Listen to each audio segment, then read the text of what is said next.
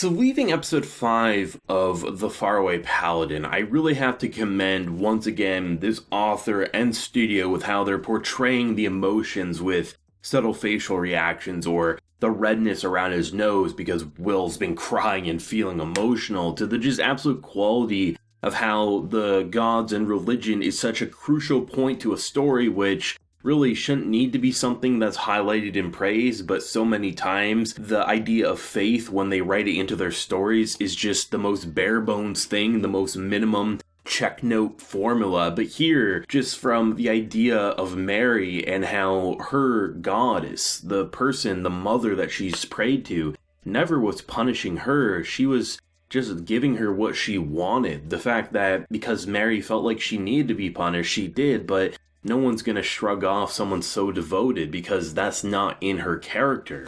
The idea of, just that one crucial moment, that one moment that allowed for Will to completely go JoJo aura on Stagnate, to Gracefield's blessing about how in normal circumstances both Mary and Blood should have vanished almost immediately, and even though they declined the offer of 10 more years to guard the seal, they didn't want to get greedy, and even with the denying of Gracefield in terms of carrying on for a bit more, Gracefield still let them say their goodbyes and have a farewell party, all things considered. The idea of death and rebirth is the difference between Gracefield and someone like Stagnate who wants immortality, all things considered. The idea of undead. You keep your life and you go on for eternity.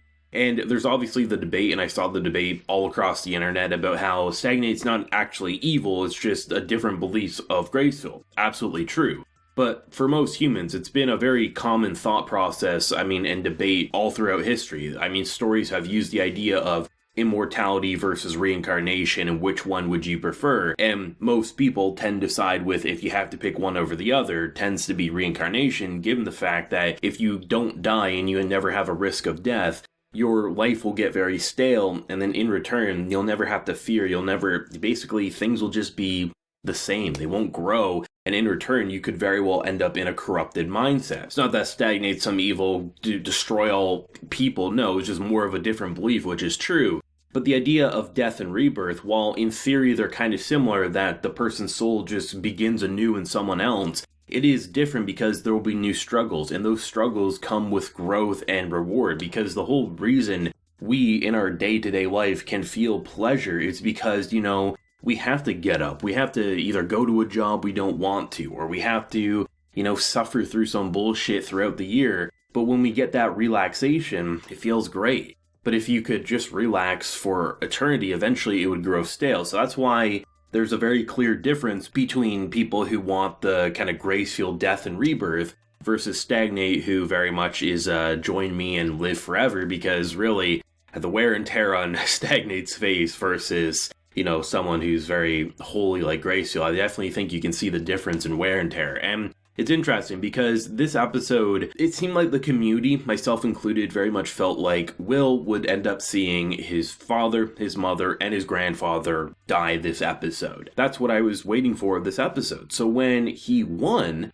and things were okay, I was like, oh, okay, that would work for me. Given the fact that it doesn't feel like we're cheating anything, I was just kind of under the impression that maybe by the time he got back, maybe they'd die, or maybe they would ask him to kill them, right? Because maybe they do want that cycle. I was ready for that. So when it just started to crumble and you realized that it was too late, it was definitely heartbreaking, but I love the fact that they didn't make it out to be just Will's upset and he changes his tune, because Will very much seems to be on the side of death and rebirth, the cycle of Gracefield. So to have him say, no, there has to be another way, and then learning afterwards there was another way, but they chose because they knew they would just every 10 years, they would beg and they would plead until ultimately Will would die, because really they would never want to say goodbye. Where with Gus, he's a little bit different. He is someone who does want to stick around, and there's a different belief. But Gus has always felt different than Mary and Blood.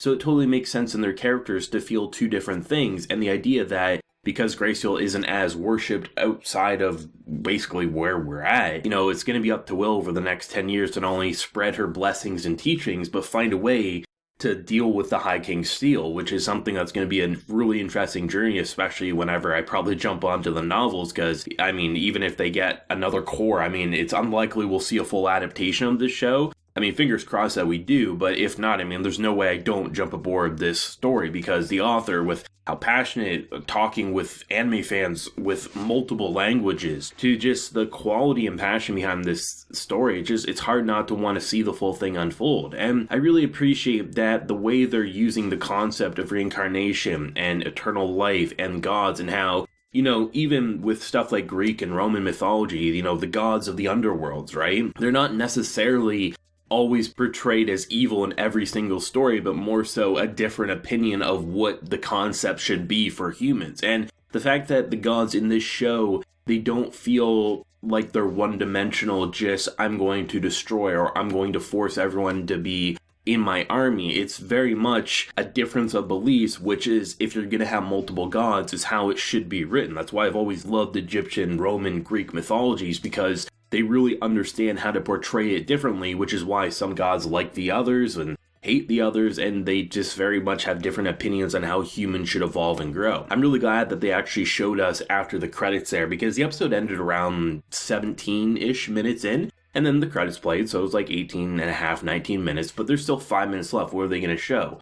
And to show basically building up to that final battle that caused everything to happen, and that Blood and Mary ended up promising that they'd marry and have a kid, and seeing the idea that he didn't want to take her with him, and she said, if you leave me, I'll kill myself. And I'm like, oh my god, Blood, my man, I understand why Mary wore the pants sometimes here, if not all the time. But the idea that they ended up wanting to name their kid Will, and the idea that they would have an unbreakable will, the helmet of will, and just, it kind of gives you a nice closure, because the idea of their passing, while it's sad, it's something that stays true to those three's characteristics. The idea that things shouldn't last forever, and it's not like we're in a normal situation where Blood and Mary are 30 or 40 years old. You know, they took a detour, as they said, and ultimately that detour has to end, and it's supposed to be a parent that, you know, falls and gets buried before their kids. And if they hadn't took that detour, they never would have had any time with Will to begin with. So it just feels like, in very normal human nature, their cycle ended. So while it's sad and bittersweet,